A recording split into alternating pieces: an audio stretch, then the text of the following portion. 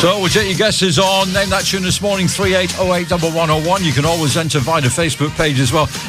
We will run that for you in a little while from now. But Monday mornings, we love chatting to interesting people. I got to tell you a story. Now, I had a rant, or perished the thought I could do such a thing. I had a rant on one of the Facebook groups that I'm a member of. And you've heard me mention them a couple of times. Business, business, business. It's a great name for a group, and it does exactly what it says on the tin.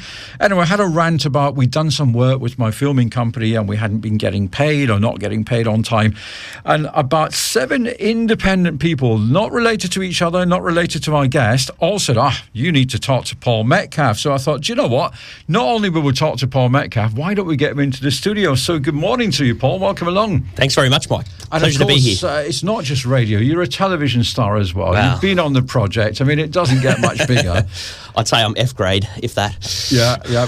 We won't ask people what that's for. So No. first of all, I've got to ask, how flattering is it when you've got people on Facebook groups that are all saying, you're the guy that recommend, you're the go-to guy for finance and getting your money back? Oh, it's very humbling. I certainly don't do posting and content marketing and things for that sort of response, but certainly it goes to show that there is a yearning for information out there on how to collect money. There's 2.2 million small businesses in the country. The majority of them are just 1- and 2-man bands. They don't have the skills necessary to keep the customer happy, but also ask for their money, and finding that middle ground is the holy grail for every business, and certainly I love giving back to people out there that work hard, self-employed people, they really are the salt of the earth. They work their butts off. They deserve to be paid. It's as simple as that, and I like to think that giving back to them, teaching them the skills necessary on how to get paid, is just it's keeping everyone happy. And I think the problem is when you run a small business, first of all, you want referrals, you want repeat bookings, and you're always a little bit afraid. You think, gosh, if I push this guy too hard for money, he's going to turn around and say, don't do any work with them because they're difficult to deal with. Yeah. Equally, you've got the problem of cash flow, and small business relies on cash flow. Absolutely. Look, it's maintaining a positive cash flow at all times whilst keeping everyone happy, your suppliers, your customers, even your staff as well. It is very, very difficult, and certainly not only big companies deal with it. It is the 1- and 2-man bands. They wear so many different hats. They're expected to be the sales manager, the HR manager, the debt collector, obviously, and they don't teach debt collection at business school. A lot of people just sort of teach themselves, and if you pick up bad habits or you just assume that you know what you're doing, you assume that just picking up the telephone and asking your customer to pay is going to be enough, you're going to be very, very disappointed very quickly, because it's the same with individuals that incur debt. They get in above their heads and they don't know how to extract themselves out of it. They see your number on their phone, they don't answer, and then the frustration kicks in. And when you're frustrated, you lose your objectiveness, and you become more determined to have a moral victory and make the other person suffer as opposed to get paid. You lose sight of the bigger picture, and as I said, that's what I love teaching business owners to remain certainly in the present and just focus on the money, because that's all that matters, really. I think sometimes people have priority lists as well. I mean, there are people that we knew back in the UK that would have maybe 3 or 4 credit cards, and they would use one to pay off the other one, but not pay the small businesses, not pay the suppliers, not pay tradesmen.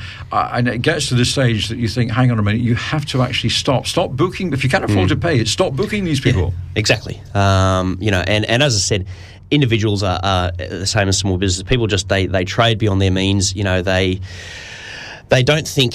People just incur debt, and that's the ease of credit is partly to blame. Certainly with credit cards and things, your bank are forever offering credit increases, and even if you don't think you can afford it, you still people just there's that instant gratification. Sure. And that is certainly prevalent through all society at the moment. It's debt is at epidemic proportions in Australia, and certainly we're going the way of America, and a lot of Europe as well.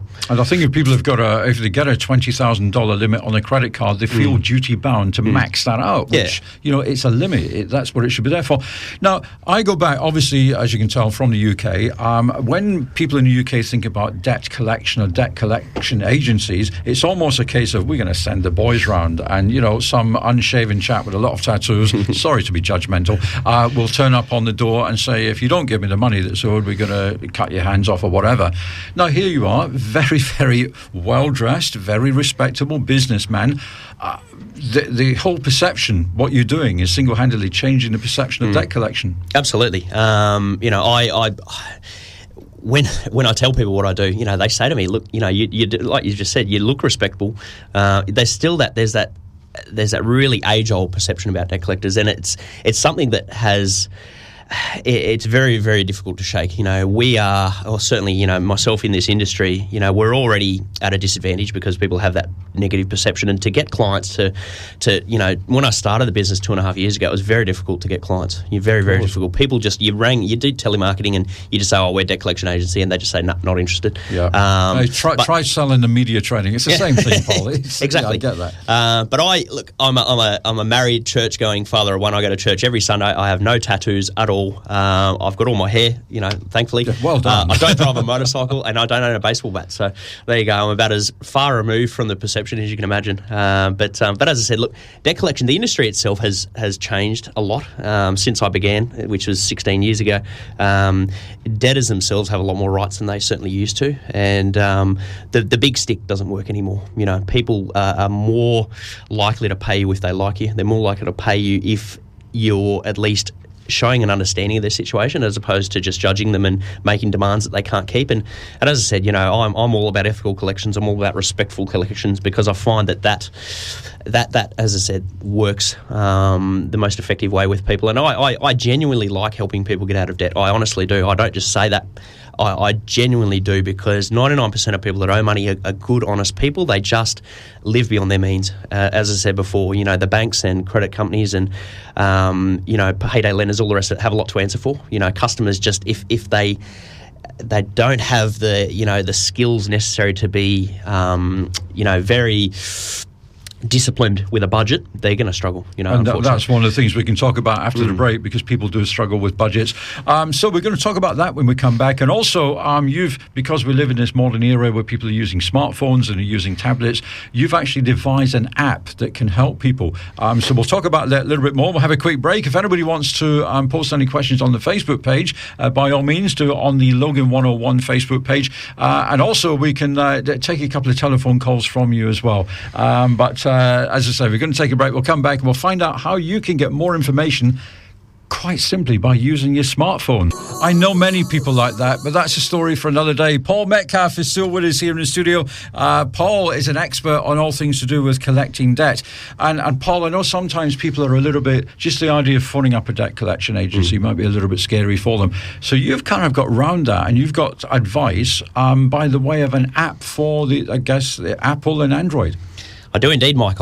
In September last year, I created an iPhone app. Well, it's not just for iPhone, it's for Android as well, but it's the world's first debt collection app for a smartphone. There is absolutely nothing like it anywhere in any app store in the world, and I've put 16 years of debt collection experience in this app, and as you said before, it is absolutely ideal for business owners that want their money, but they don't want to pay a debt collector. They certainly don't want to lose the customer.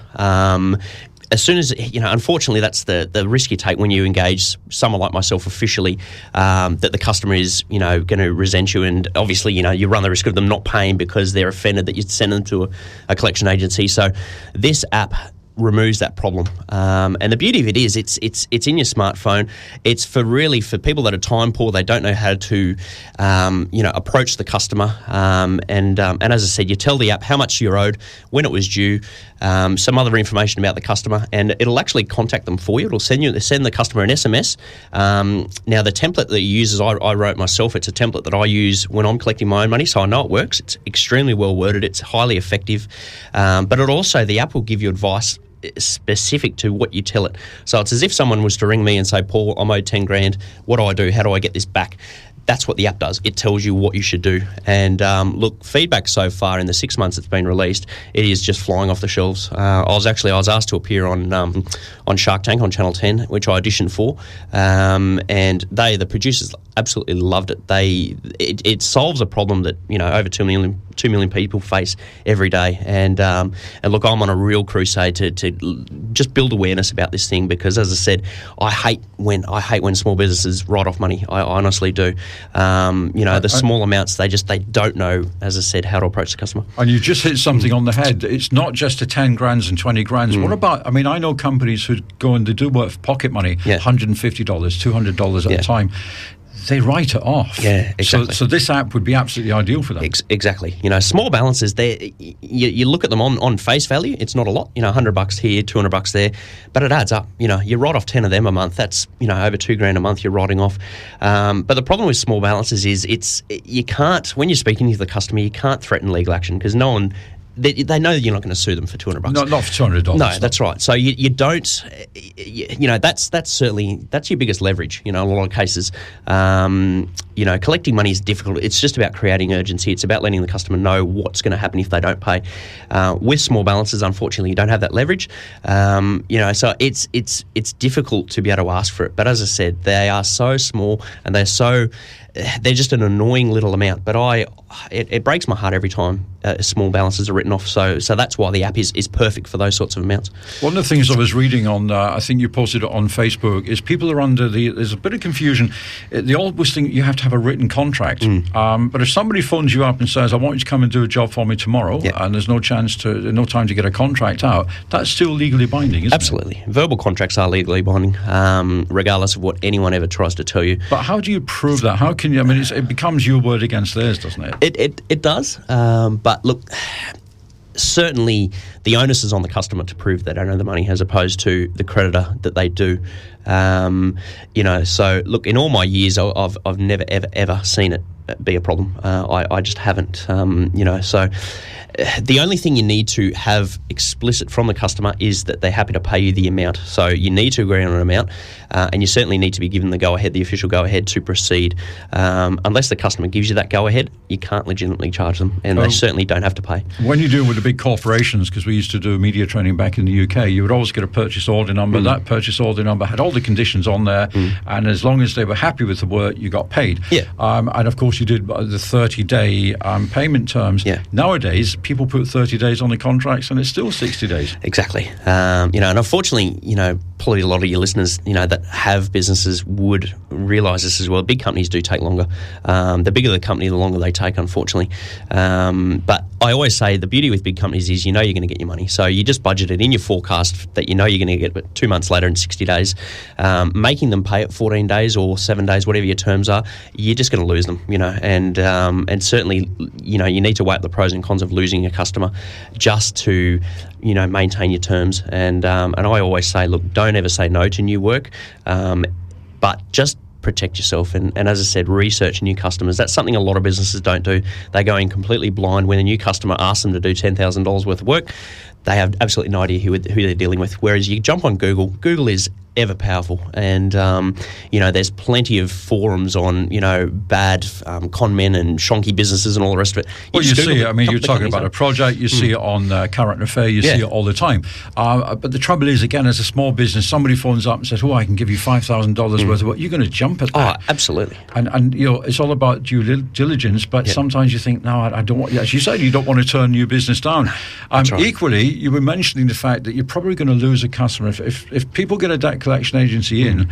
My sort of feeling about that is, were they a customer worth holding on to if they weren't paying in the first place? Exactly. And that's absolutely right. But it's not, you're not going to cop grief from the customer themselves. They're probably going to be out there slandering you to their friends and on social media and all the rest of it. So it's this snowball effect, and that's what you've got to weigh up. By all means, if you're happy to wipe your hands of the customer and be done with them, never deal with them ever again, engage a debt collector. We're experts in collecting money, so it's a proactive step, but certainly weigh up the pros and cons. But that's why our app is ideal, because it's just the debt stays with you, obviously, but it's like you've engaged a debt collector without engaging a debt collector.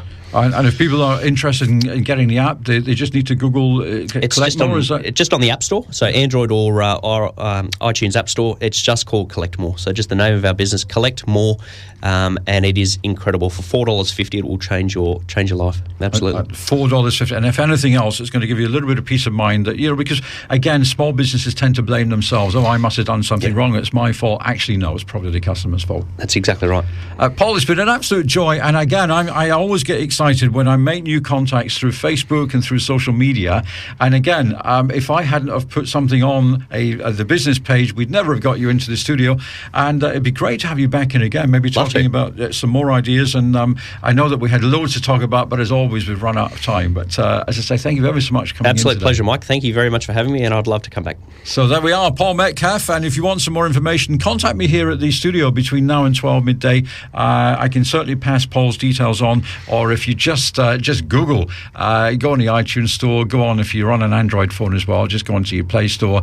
Collect More is the app, and it sounds brilliant. Hey, not many people are getting it right on Name That Tune this morning, so here's another chance for you.